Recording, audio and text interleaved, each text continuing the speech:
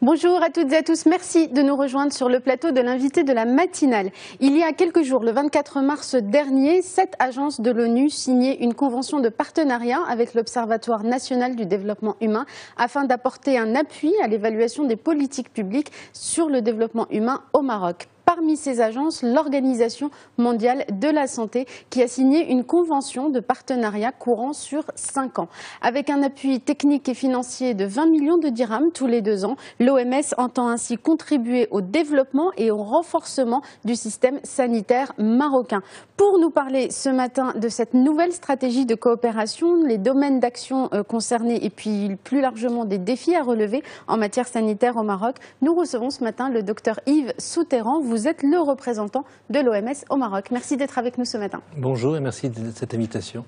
Alors, partons, si vous voulez bien, de l'actualité avant qu'on revienne à l'OMS, à sa présence au Maroc. Mais concernant donc cette stratégie de coopération, j'ai dit en introduction que cette convention se situait dans le cadre de conventions plus larges signées avec plusieurs agences de l'ONU. Alors, comment elle s'est mise en place? Quel est son historique et quels acteurs ont été associés à cette réflexion qui a abouti à cette convention?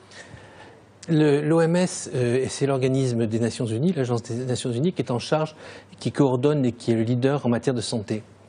Donc l'OMS est présente au Maroc depuis déjà plusieurs années et toutes les 5 ans, nous développons une stratégie de coopération qui s'intègre dans le plan des Nations Unies de développement vis-à-vis du Maroc et qui essaie de définir les domaines sur lesquels l'OMS va pouvoir avoir une valeur ajoutée dans le développement du système de santé au Maroc. L'idée, c'est vraiment de pouvoir, à partir de l'analyse des priorités du pays en matière de santé, à partir des priorités de l'OMS, et les priorités de l'OMS, ce sont celles de l'ensemble des États membres de l'OMS, puisque l'organisme qui dirige l'OMS, c'est l'Assemblée mondiale de la santé, c'est-à-dire la réunion de tous les ministres de la santé de la planète, qui définit des priorités. Là, on est dans des priorités qui couvrent la période 2014-2019. Et ensuite, c'est le troisième pilier de cette stratégie, c'est qu'est-ce que font les autres partenaires du développement en matière de santé sur le Maroc. Et à partir de l'analyse qui a été menée sous la conduite d'un comité de pilotage que je coprésidais avec monsieur le secrétaire général du ministère de la Santé, on a travaillé de manière très intensive avec l'ensemble des acteurs de la santé au Maroc, en particulier les différents départements ministériels qui ont un rôle à jouer en matière de santé, avec les autres institutions publiques, pour essayer de déterminer où l'OMS pourrait vraiment avoir une valeur ajoutée dans les 5 prochaines années. Alors justement, en quoi va consister cette stratégie? Quelles sont les priorités, par exemple, qui ont été définies? Alors peut-être que, avant d'indiquer les priorités, je voudrais donner quelques éléments du contexte. Quel est le contexte actuellement les éléments de contexte qui nous ont permis de développer cette stratégie? Ces éléments de contexte, ils sont d'abord politiques. La Constitution de 2011, qui pour la première fois inscrit comme droit constitutionnel l'accès aux soins et l'accès à la couverture médicale, droits qui ont été réitérés par Sa Majesté Mohamed VI à l'occasion de la Conférence nationale de santé en 2013, où il insiste beaucoup sur la nécessité d'offrir une couverture en santé à toute la population marocaine, et d'où d'ailleurs la création, la généralisation du RAMED. Ça, c'est un élément important. On a une indication politique. Le deuxième élément, c'est le contexte de réforme. Le système de santé au Maroc est un chantier de réforme. Réforme de l'offre de soins, avec la carte sanitaire, avec une volonté de planifier beaucoup mieux le système de santé en fonction des besoins, réforme de la gouvernance avec la régionalisation, réforme du médicament. Vous savez que les prix de 2000 médicaments ont baissé, donc il y a vraiment une volonté d'ajuster le système de santé. Mais en même temps des défis considérables. On sait que le Maroc souffre d'un déficit des ressources humaines, la santé n'est pas suffisamment financée au Maroc.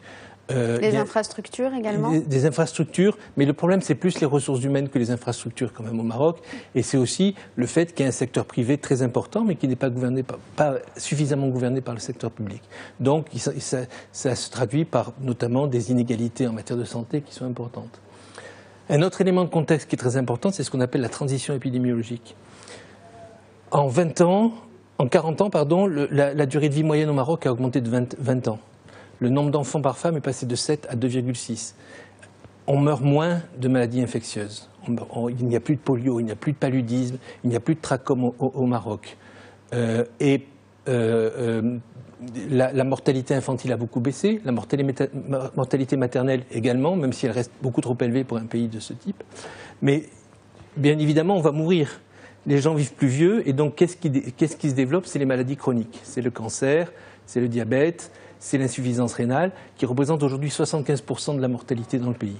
Donc qui appelle nécessairement un encadrement médical. Qui appelle deux choses.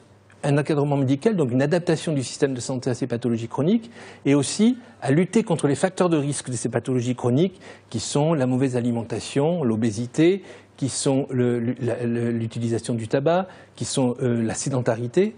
Et donc, c'est important d'insister sur ces facteurs, parce que ces facteurs, ils ne sont pas contrôlés que par le ministère de la Santé. Ils sont contrôlés par toute une série d'autres acteurs, toute une série d'autres départements, et donc il y a un travail de coordination des différents départements ministériels par le ministère de la Santé pour faire en sorte que cette action puisse réaliser. Et laissez-moi rajouter un autre élément de contexte qui est tout à fait important, c'est la sécurité sanitaire. L'épidémie d'Ebola, il y a 2 ans, a été un révélateur. Pas simplement pour le Maroc a probablement mieux réagi que la plupart des autres pays, mais elle a mis en avant le fait que les systèmes de santé dans les différents pays n'étaient pas prêts à faire face à une urgence de santé publique. Et il y aura une urgence de santé publique un jour. Il y aura un autre Ebola ou il y aura un virus de la grippe très très infectieux, très très létal qui va arriver. Donc il faut que les pays soient préparés. Il faut que les pays soient préparés et qu'ils puissent répondre. Et donc ça, ce sont des éléments qui ont été mis dans ce contexte qui nous a permis de réfléchir aux priorités.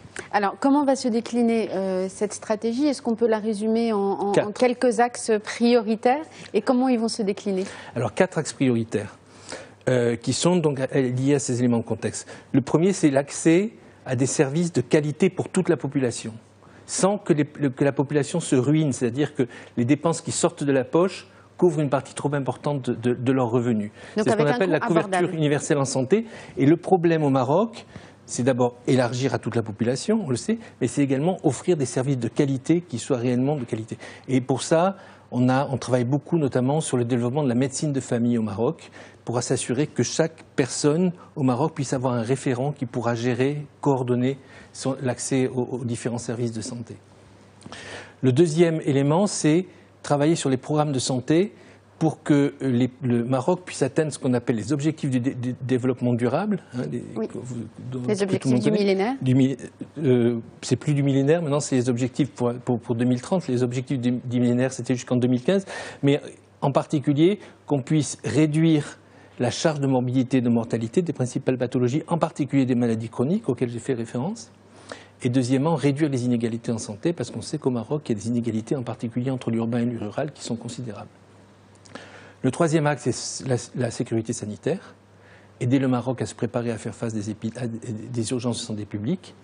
Et le quatrième axe, c'est la gouvernance, et en particulier la régionalisation, puisque le Maroc va dans la direction d'une régionalisation avancée, en particulier dans le domaine de la santé. Mais pour ça, il faut que les régions soient préparées à pouvoir répondre aux besoins de la population.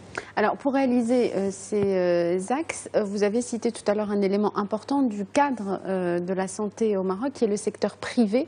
Est-ce qu'il faut envisager des partenariats plus avancés avec le secteur privé qui occupe une place très importante aujourd'hui dans le paysage sanitaire marocain? Et est-ce qu'il fait partie des acteurs clés qui vont être concernés par cette stratégie? Définitivement, le secteur privé est un acteur clé de la réponse aux problèmes de santé du Maroc. C'est un secteur puissant qui se développe, qui va sans doute se développer puisque maintenant les non-médecins vont pouvoir investir dans des cliniques, donc c'est un acteur tout à fait important. Mais est-ce que tout en étant acteur clé, est-ce qu'il ne peut pas aussi creuser ces inégalités que cette stratégie cherche à résorber? C'est un défi tout à fait important que vous soulignez. Il faut absolument qu'il y ait des garde-fous pour que on puisse s'assurer que le développement du secteur privé profite à toute la population et non pas simplement à la population qui habite sur la côte atlantique et qui est la population la plus fortunée. Donc là, il y a un enjeu tout à fait important. Une des réponses à ça, c'est ce qu'on appelle le partenariat public-privé, qui se développe déjà dans le cadre de la dialyse rénale, où le secteur public achète au privé des services auprès des cliniques. C'est quelque chose qu'il faut régulé et c'est quelque chose qu'il faut développer dans d'autres domaines. C'est évidemment un acteur et ça fait partie des domaines sur lesquels on voudrait appuyer en effet le Maroc. Alors, comment va être évaluée cette stratégie? On a dit qu'elle allait couvrir ces 5 prochaines années. Est-ce qu'il y a des comités de suivi de sa mise en place et d'évaluation de cette stratégie de coopération? Alors, tout à fait. D'abord, juste pour indiquer, l'OMS, elle ne paye pas de salaire. Elle ne construit pas des hôpitaux, elle n'achète pas de médicaments. Notre rôle, c'est vraiment l'appui technique, c'est apporter de l'expertise, aider au renforcement des capacités par de la formation, c'est aussi financer des enquêtes, parce que pour pouvoir développer un programme, il faut avoir de la bonne information, et pour ça, il faut de bonnes enquêtes et aider à ce que le système d'information sanitaire du Maroc se développe. Et donc, notre stratégie, elle va être évaluée à 2 reprises, à mi-parcours, éventuellement pour la réajuster, pour voir si sur les 4 axes que l'on a développés, on va dans la bonne direction ou s'il y a besoin de la reprogrammer. Ça peut être aussi une demande des autorités marocaines. Nous, on est au service du Maroc. On n'est pas là pour développer nos propres programmes, on est là pour appuyer le Maroc. Donc on va avoir, par le comité de pilotage qui a été créé à l'occasion du développement de cette stratégie, une évaluation au mi-parcours et bien évidemment une évaluation à la fin de la période de 5 ans que couvre la stratégie. Alors, un dernier mot. Vous avez parlé de l'appui technique, il y a aussi un appui financier conséquent. Comment va être réparti cet appui financier en fonction des priorités que vous avez définies? Alors, l'appui financier, c'est un appui financier relativement limité puisque c'est 30 millions de dirhams par bienni, ça fait à peu près 15 millions de dirhams par an, ce qui est une somme on n'est pas dans des sommes qui sont là pour acheter des services, on est là vraiment pour apporter de l'expertise. Donc la répartition, elle se fait par bienni, tous les 2 ans, on définit un programme budgétaire. Quand je définis, c'est en coordination avec le ministère de la Santé et les autres partenaires pour, domaine par domaine, identifier les actions qu'on veut rendre prioritaires pour la BNI et donc évaluer en fonction de leurs coûts et c'est comme ça qu'on établit notre budget. Dernière question, Dr Yves Souterran, si vous permettez pour conclure, le regard de l'OMS sur la situation sanitaire au Maroc. On a déjà dit beaucoup de choses, notamment les écueils ou les points faibles, mais votre regard sur la situation globale et son évolution? Alors je crois que il y a des progrès considérables qui ont été faits, en particulier dans les maladies transmissibles, dans la santé maternelle et infantile, des progrès qui sont considérables.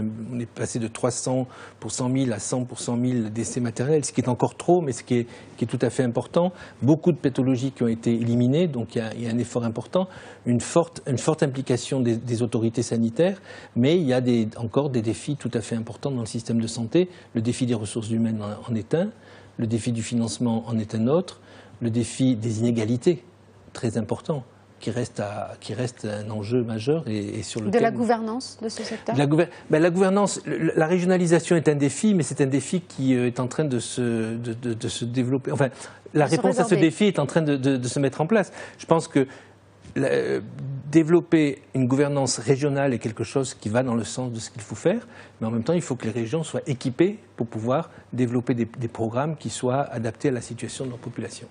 Docteur Yves Souterran, merci beaucoup d'avoir été avec nous ce matin. Je rappelle que vous êtes le représentant de l'Organisation mondiale de la santé au Maroc. Merci beaucoup d'avoir été avec nous. Merci à vous tous et à vous toutes de nous avoir suivis. Restez sur Média TV. Dans un instant, la suite des programmes. Je vous souhaite une excellente journée à tous et à toutes.